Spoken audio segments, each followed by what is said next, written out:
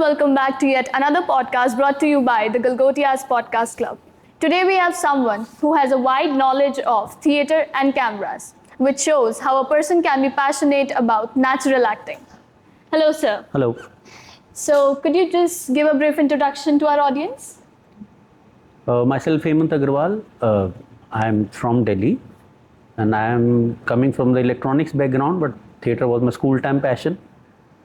और वो समय ऐसा था जब पेरेंट्स करने नहीं देते थे, अब बिगाड़ क्या लेंगे इसलिए अब थिएटर करते हैं. Yes.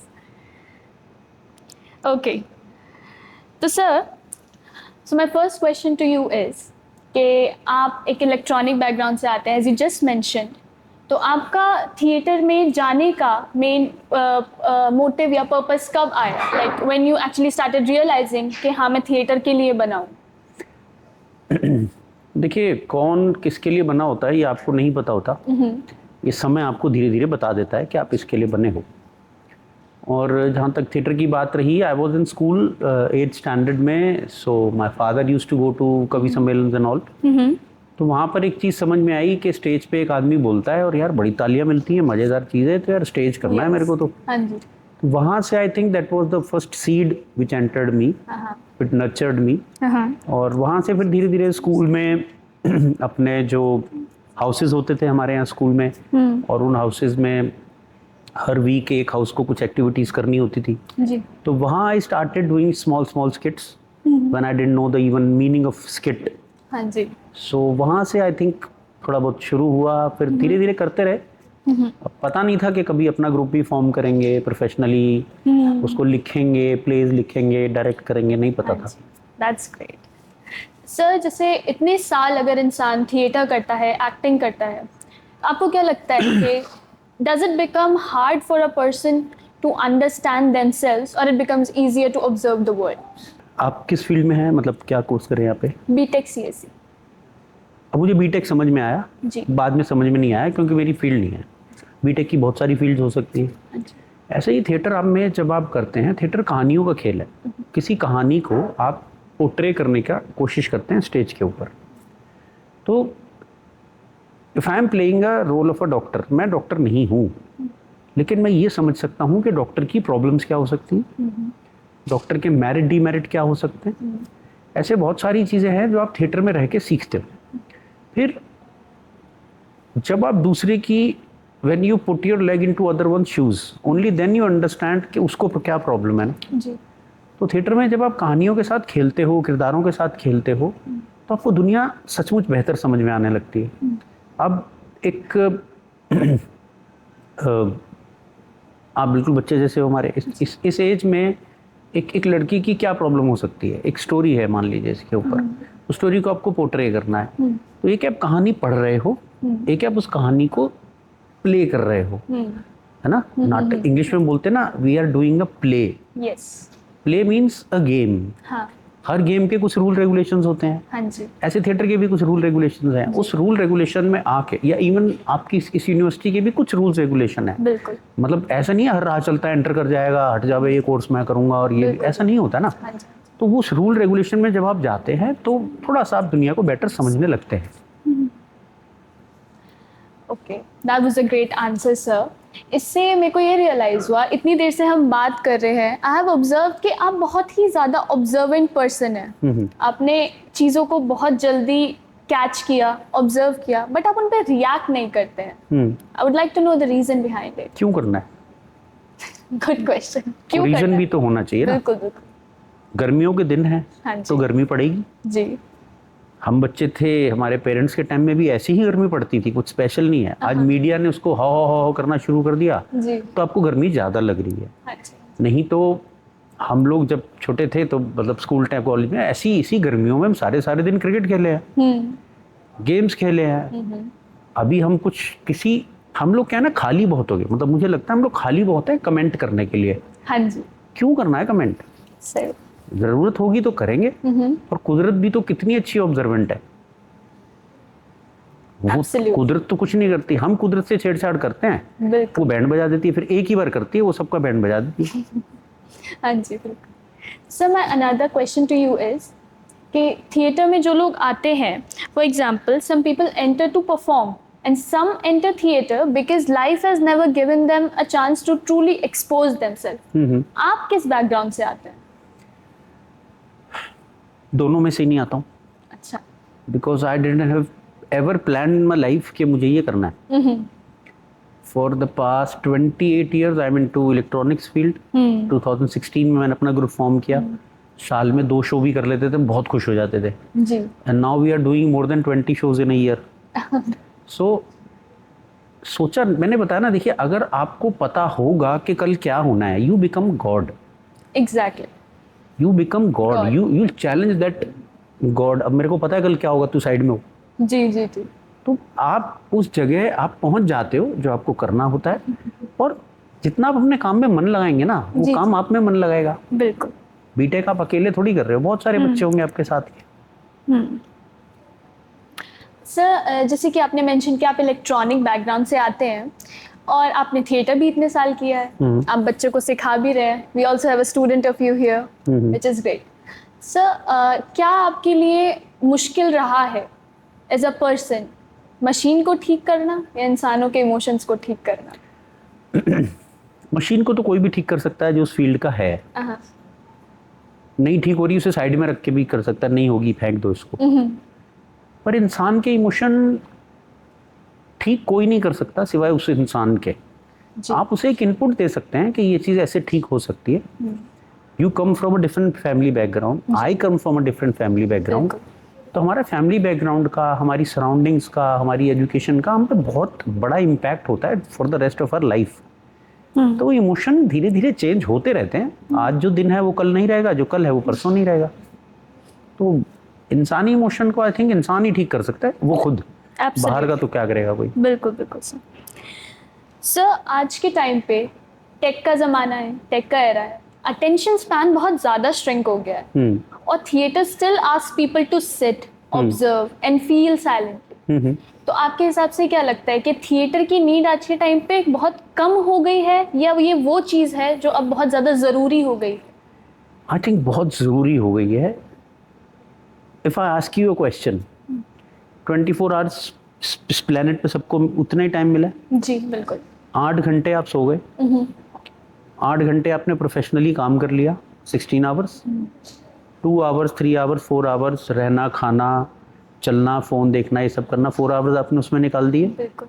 20 hours complete. बचे हुए 4 घंटे में क्या करते हो आप?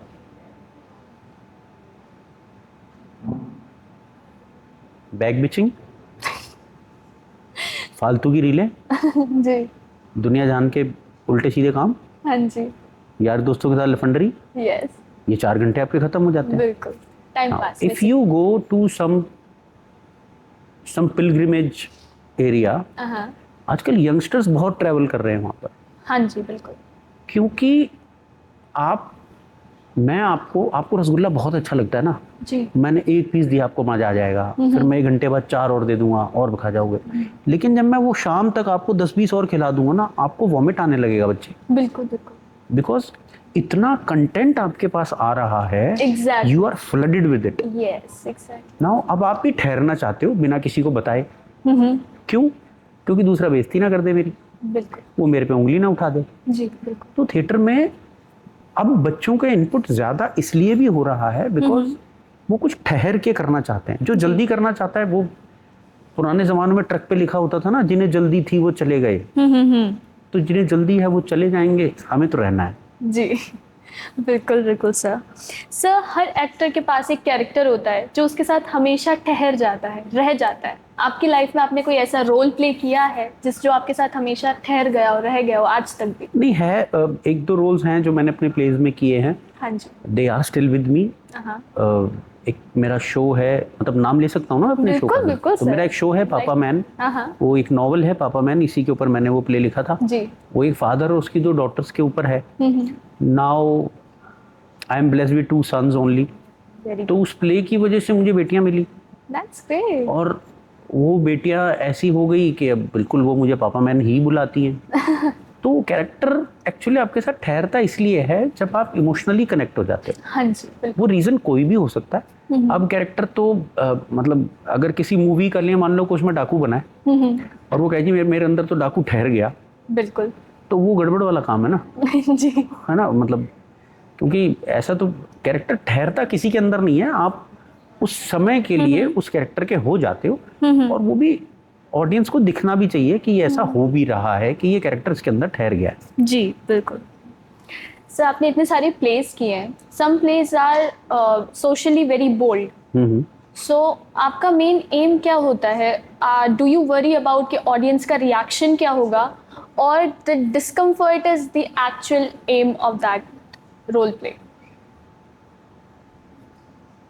देखो, हर पिक्चर आज की डेट में, हाँ जी, मार्केटिंग वाले लोग कहते हैं ना, एक टारगेट ऑडियंस होती है। जी टारगेट ऑडियंस। तो अब पिक्चरें भी वो टारगेट ऑडियंस के लिए बनाई जा रही हैं। तो मुझे नहीं लगता ऐसा कुछ के मतलब ऑडियंस को क्या इम्पैक्ट पड़ेगा। आपको अच्छा लग रहा है तो आप देखोगे, बिल्कुल आपको नहीं अच्छा लग रहा है आप नहीं देखोगे। बिल्कुल। जहाँ तक बात रही बोल्डनेस की, तो अगर आप ब्लैक एंड वाइट के ज़माने में बात करें, उस ज़माने की पिक्चरों में अगर हीरोइन पैंट शर्ट पहन लेती थी तो ये बोल्डनेस हो जाती थी, बोल्ड पिक्चर है, बोल्ड पिक्चर है। बिल्कुल बिल्कुल देन कम्स शॉर्ट्स, एग्जैक्टली वो बोल्ड हो गया, और आजकल तो कहना ही नहीं चाहिए हमें क्या बोल्ड है। बिल्कुल। तो दौर बदलता है, उस हाँ जी। दौर के अकॉर्डिंगली आप बोल्डनेस के मायने बदलते हो। तो मुझे नहीं लगता कुछ बोल्ड है। अगर आपको इतना कोई खराब लग रहा है मत देखिए आप। बिल्कुल सही बात है। सर अगर एक सोसाइटी को आपको कल एक टाइटल देना हो, ये सोसाइटी एक थिएटर बन जाए, तो आप इसको क्या टाइटल देना चाहते कुछ भी नहीं दूंगा, जैसी है बहुत अच्छी है। मैंने दुनिया बदलने का ठेका नहीं लिया। हैं? बिल्कुल बिल्कुल। मैंने खुद को बदलने का ठेका मेरे पास जब तक इस पृथ्वी पर मेरी सांसें हैं, जी मैं खुद को बदलूंगा। हाँ, दुनिया जैसी है बहुत अच्छी है। जिसने भी दुनिया बदलनी चाहिए, जी। You take the history of this planet, उसने दुनिया का बेड़ा गर्क ही किया है। मुझे नहीं बदलनी। बेसिकली नेचुरल है, जैसे Let है it be बहुत अच्छा as है। it is. आप जैसे बच्चे जी। हैं, मिलते हैं इनसे, बहुत अच्छा जी। है। Hitler wants to change the world, हाँ क्या किया उसने? हाँ चंगेज खान के बारे में मैंने ऐसा पढ़ा कि उसने अपने जीते जी इतने लोग मार दिए थे कि इस प्लेनेट का ऑक्सीजन और कार्बन डाइऑक्साइड का वो बदल गया था, क्या Ratio. बोलते, रेशो बदल गया था। जी बताओ, जी जी इतने लोग मार दिए उसने, बताइए। तो क्या फायदा हुआ ऐसी दुनिया बदलने का भाई? बिल्कुल सही बात है। बट कहते हैं ना कि दे मेक हिस्ट्री। ये हिस्ट्री है। Now if I ask you a question, जी थोड़ा माइथो में ले जाऊं। बिल्कुल सर बिल्कुल। हमने बचपन से पढ़ा कि रावण सीता को उठा के ले गया। जी राम जी कहाँ रहते थे? यूपी में, आज के यूपी में। कहाँ? श्रीलंका। कोई जीपीएस नहीं, कोई रोड नहीं, हाँ जी कुछ भी नहीं। जी ठीक है। हाँ। Now I am asking you a question. हाँ जी he was a son of चक्रवर्ती सम्राट। जी ठीक है, उनके यहाँ तो मल्टीपल रानियों का रिवाज था। बिल्कुल। आपकी मैरिज हो गई, आपको कोई बेशरम आदमी उठा के ले गया। जी ठीक है। Now you want your man to come and take you back और find a different solution for you. Come and take me back, definitely ना। Obviously yeah. जी कितनी बढ़िया बात है। अब वो एक आदमी 4000 किलोमीटर नीचे गया ढूंढता ढांढता, हाँ अपनी पत्नी को लेके आया। हाँ वो ज्यादा बेटर आदमी है या आपकी जगह दूसरा कोई ढूंढ ले? यार वो तो गई, अब मैं तो राजा हूं, कोई और ले सकता हूं, गई तो गई। सही बात है। तो हमारे यहाँ पर चीज़ों के एग्जाम्पल सेट किए गए हैं कि अगर ऐसी प्रॉब्लम हो तो ऐसा ये करना चाहिए। बिल्कुल बिल्कुल। हम लोगों ने क्या किया? भगवान के सामने खड़े हो गए, देख तेरे को तो दुख झेलने की आदत है, मेरा भी ले ले, मुझे सुखी सुख दे जा। Is this the way to live? No. आपके पास देखिए, जो दारू पी के नाले में पड़ा होता है उसके पास कोई मुसीबत नहीं आती। सही बात है। मुसीबत आपके हमारे पास आएगी जी बिकॉज द गॉड और whichsoever religion you believe, आपके इष्ट ने आपको वो मुसीबत इसलिए दी है कि भाई इसको पार निकल, इसके बाद तेरे पास एक नई चीज है। नई चीज आएगी। बिल्कुल। आप लड़ना चाहते हैं, हाँ। उसको दुख झेल रो रो के लड़ोगे तो भी आपकी है, सुख से लड़ोगे तो भी तो भी आपकी। बिल्कुल सर, बहुत बढ़िया बात कही आपने। सर वो hides insecurity, it magnifies it. तो सर ऐसी क्या इनसिक्योरिटी है जो स्टेज पे काम करने के बाद आपको खुद से कन्फ्रंट करने पे फोर्स की है? Insecurity in which sense you are asking? Fear of life या किसी भी तरीके की कोई ऐसी चीज जो आपने? No there is no fear, no insecurity. आप कुछ एक्सप्रेस करने की पावर आपको ऊपर वाले ने दी है जी, और आपकी मेहनत आपने उसके लिए की है, तो मतलब इनसिक्योरिटी क्यों है? हाँ, इतना मैं ज़रूर मान सकता हूँ, और ये ज़्यादातर सेलेब्स के साथ होता है जब वो थोड़ा नाम कमा लेते हैं, तो एक इनसिक्योरिटी उनको ये रहती है, पब्लिक ना उनको अपनी जागीर समझती है, या कह लीजिए अपना प्यार उनके ऊपर, लेकिन वो प्यार ओवर हो जाता है कई बार। अब आपकी पर्सनल एक लाइफ है, ठीक है, you are famous enough, but you also have a family, you also have kids, you also have parents, you also have a different friend circle. वहां पर किसी को एंटर करने का अधिकार नहीं होना चाहिए ना, बिना आपकी मर्जी के। जी, तो आई थिंक इनसिक्योरिटी तो मुझे नहीं लगता कि इनसिक्योरिटी किस चीज़ की है। हाँ, काम करते हैं तो प्रॉब्लम्स आती हैं, वो धीरे धीरे आप काम करते रहते हैं तो टैकल हो जाती है। जी, बिल्कुल। Sir, you have written so many genres of life. You've written so many genres of life, drama, comedy. तो आपको क्या लगता है, राइटर से ऑनेस्टी कौन सा जॉनर सबसे ज्यादा मांगता है, ह्यूमर या पेन?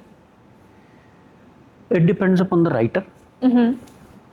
अगर आप हमारी फिल्म इंडस्ट्री को देखें तो जितने जितने बड़े बड़े प्रोडक्शन हाउसेज हैं, जैसे यशराज प्रोडक्शंस हैं, उन्होंने ज़्यादातर लव ड्रामास बनाए हैं, बिल्कुल। और एक राम से प्रोडक्शंस हुआ करता था, वो लोग हॉरर बनाते थे। ओके। और ऋषिकेश मुखर्जी साहब, उन्होंने कॉमेडी भी बनाई है, ड्रामास भी बनाए हैं। तो ये राइटर का प्रेरोगेटिव है, वो क्या चाहता है, क्योंकि थॉट तो अभी आपके पास कोई आ सकता है, मेरे पास कोई आ सकता है, बिल्कुल। अब उस थॉट को मैं कितना इलैबोरेट करके प्रेजेंट कर सकता हूँ, बिल्कुल, वो डिपेंड करता है। और अब मुझे, मेरा जो पर्सनल जॉनर है, I work on a social comedy. Social comedy, comedy भी हो और कॉमेडी के साथ साथ सेंसिबल थॉट लोग लेके जाएं। Exactly, moral. एक नहीं, मॉरल भी नहीं, मैं आजकल कोई मॉरल नहीं है बच्चे। अच्छा, ये रह गया मॉरल, सिर्फ कोई मॉरल नहीं है आजकल। हाँ जी। मॉरल तो बच्चों को हम सिखाते थे, moral of the story, honesty is the best policy. आप किसी कंपनी में जाइए, आप ऑनेस्ट रहिए, आप टिक ही नहीं पाओगे। एग्जैक्टली। तो ये मॉरल चेंज हो गया ना टाइम के साथ। जहां तक जॉनर की बात है, जॉनर होता है आपको क्या पसंद आता है। जी, मतलब जिसको नॉनवेज पसंद है जी, तो वो नॉनवेज रेस्टोरेंट ढूंढेगा अपने लिए, जिसको वेज पसंद है वो वेज ढूंढेगा अपने लिए। तो ये जॉनर, मेरा ये मानना है, आपको कोई भी जॉनर हो, किसी को हर्ट ना करे, व्यक्ति विशेष पे उंगली ना करे। जी, जाति सूचक एक इंग्लिश में वर्ड, हिंदी में वर्ड होता है कि भाई आप किसी की पर्टिकुलर कास्ट के ऊपर उंगली ना करें। सोशल इंसान है, आप सोशल होके रहें, तो जॉनर अच्छा है आपका। बिल्कुल। सर, एक क्वेश्चन ये मैं पर्सनली पूछना चाहूँगी आपसे, इतना बात करके आई फेल्ट वेरी ऑनर्ड कि मतलब एक होता है ना कि when you talk to a person for the first time, आप इतने ऑब्जर्वेंट हैं, इट फील्स लाइक कि आपने दुनिया भर का एक्सपीरियंस गेन कर रखा है, या आपने इतनी दुनिया को ऑब्जर्व कर रखा है। रुक जा बच्चे, रुक जा, यहीं रुक जा जी। मैंने कुछ नहीं ऑब्जर्व कर रखा जी। I am 50 now. हाँ हाँ। तो धीरे धीरे हम ना लाइफ से भागो मत। सदगुरु को थोड़ा बहुत मैं सुनता हूँ, और वो मैं थिएटर में उनकी एक लाइफ भी अप्लाई करता हूँ, एक लाइन भी, see the things as it is. See the things as it is. जो चीज़ जैसी है उसको वैसे देखिए। जैसे अब ये जो हमारे सामने कैमरामैन बैठे हैं जी, इनको मैं बड़ी देर से ऑब्जर्व कर रहा हूँ, ये आदमी नखून खाए जा रहा है अब उसको मजा आ रहा है, लेकिन क्यों आ रहा है मजा मुझे नहीं पता। बट अगर मैं इसको ऐसे ही ऑब्जर्व करता रहूं तो मैंने ये सीखा कि ये इसका काम करने का तरीका है। जी। लोगों की नजर में गलत हो सकता है, पर वो एक काम कर रहा है, उसकी अलर्टनेस उस टेक्निकल चीजों पर है जो इस पॉडकास्ट के लिए जरूरी है। बिल्कुल। तो see the things as it is. हर बात पे कमेंट करना ना, ये क्यों कर दिया तूने, वो क्यों कर दिया, अब है तो है। What I feel like personally कि नॉट जस्ट एज आर्टिस्ट, आप लोग जैसे you have to be very observant either to write or to perform, right, कि आप ऑडियंस के रिएक्शन देखते हैं या मिड रिएक्शन अपना परफॉर्मेंस में चेंजेस लाते हैं।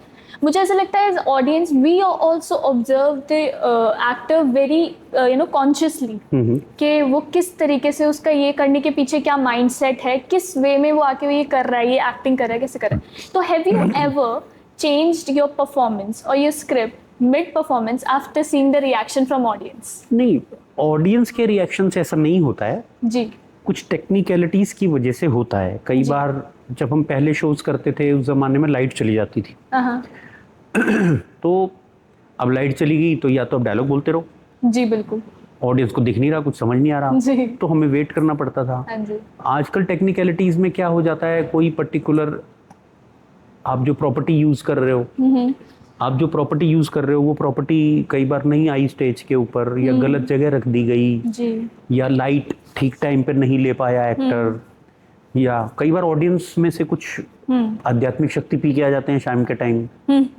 समझ रहे हैं ना आप, आध्यात्मिक जी शक्ति, जी जी तो वो किसी दूसरी दुनिया में चले जाते हैं। तो एक्टर को कुछ इन चीज़ों का ध्यान रख के परफॉर्म करना पड़ता है, चेंज नहीं करते। हाँ, you just take a track a bit different, but आपकी अल्टीमेट एम तो पूरी स्टोरी ही है जिसके ऊपर आपको काम करना है, क्योंकि थिएटर आपको रीटेक का मौका तो नहीं देगा। जी सर। सर आपने OTT प्लेटफॉर्म्स पे एंटर किया है थिएटर करने के बाद, क्या डिफरेंसेस रहे दोनों में? क्या OTT प्लेटफॉर्म बस एक देखिए, शॉर्टकट एक्टिंग एक्टी होती है, जी वो आप कैमरे पे करो चाहे स्टेज पे करो, बट एक्टिंग करने के तरीके अलग होते हैं कैमरे पे। और जहाँ तक बात रही कैमरा की, तो कैमरा पे कुछ लिमिटेशंस होती हैं, एक पर्टिकुलर फ्रेम में आपको काम करना पड़ता है, स्टेज में आपको ओपन मिलता है सब कुछ, तो बिल्कुल। दोनों का परफॉर्मेंस का तरीका अलग है, बट एक्टिंग इज एक्टिंग। जो ये मेरे अपने व्यक्तिगत विचार हैं, जी मैं किसी को नहीं कह रहा हूँ कि मुझे नॉलेज ज़्यादा है। कैमरे पे काम करने का तरीका अलग है और स्टेज पे काम करने का तरीका अलग है। बिल्कुल। So you have trained so many students so far. What is the biggest misconception that people have before they enter on stage? Stage fear or something? नहीं, स्टेज फिर कुछ नहीं होता। मिसकंसेप्शन भी तो आई थिंक आजकल के बच्चों को ना, ये जो आपने अभी थोड़ी देर पहले एक क्वेश्चन पूछा था भाई, बहुत शॉर्ट स्पैन हो गया चीज़ों को लेके ना, अटेंशन का। अटेंशन स्पैन, तो वो बस उसको 2-3 महीने का कोर्स करके एक्टर बन जाना है, जी और फिर शाहरुख खान या सलमान साहब बैठे होंगे बॉम्बे सेंट्रल पे कुर्सी लगाए उसके लिए कि हम तेरी वेट कर रहे थे, जी आजा, जी और वो भाग जाता है वहाँ पे। जी और वही बात है, जब रोटी बनानी पड़ती है तब पता लगता है तवे की गर्मी क्या है। आज कितने हैं, बिल्कुल। तो बस यही है, और तो कुछ नहीं है। बाकी मैं तो कहता हूँ खूब जाओ, खूब भागो, जब थक जाओगे फिर दुनिया में कमी निकालना शुरू कर देना। बिल्कुल सर। सर इतने साल राइटिंग और एक्टिंग के रहे, what feels magical to you when you reach the age of 50 about theatres? मैं कर पा रहा हूँ, ये मैजिक है। जी ये बहुत बड़ा मैजिक है मेरे लिए, बिकॉज मेरे को बहुत लोग पूछते हैं कहाँ इलेक्ट्रॉनिक्स फील्ड, कहाँ ये एग्जैक्टली परफॉर्मिंग आर्ट्स। जी I think it's a God's gift. मैं कर पा रहा हूँ, ये मेरे लिए मैजिक है। Okay, sir. After decades of emotionally acting and writing scripts, also teaching people, what do you think कि आपके लिए आप कैसे remembered रहना चाहते हैं लोगों की नज़रों में, एक actor और as someone who keep people emotionally awake? I think ये रिमेंबर करने वाला कंसेप्ट ही गलत है। अच्छा। आपको अपने फोर फादर्स में से ज़्यादा दादाजी का नाम पता होगा, बिल्कुल। उनके फादर का नाम आपको नहीं पता होगा, या पता भी होगा तो बस नहीं पता होगा, मतलब नहीं वाला पता हिसाब है। है। हाँ जी। रिमेम्बरेंस, देखिए मुझे लगता है आप सक्सेसफुल तब हैं जब आपके होने से आपके आसपास के लोग खुश हैं। जी that is the point of success. जी अगर आपके होने से लोग कहते हैं ना, वो कहते हैं ले फिर आ गया, तो फिर आप सक्सेसफुल नहीं है, चाहे आप जितने मर्जी पैसे वाले हो।